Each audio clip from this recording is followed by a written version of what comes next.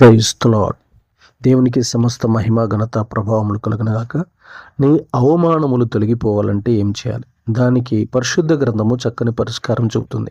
కీర్తన గ్రంథము 119 అధ్యాయము 6వ వచనం ప్రకారం, నీ ఆజ్ఞలన్నిటినీ నేను లక్ష్యము చేయనప్పుడు నాకు అవమానము కలగనేరదు అని దావీదు గారు తెలియజేస్తున్నట్లు మనకు అర్థమవుతుంది.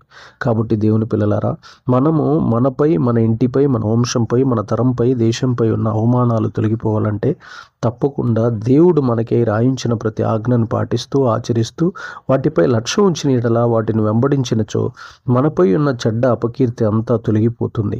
మనం భరించే పాపభారం, అవమానాలు, అభ్యంతరాలన్నీ తొలగిపోయి సభ్య సమాజంలో గొప్ప కీర్తి, ప్రతిష్ట, ఘనత, మర్యాద, గౌరవాన్ని పొందుకోగలం.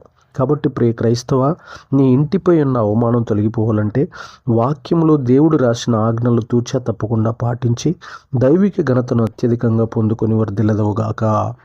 ఆమెన్.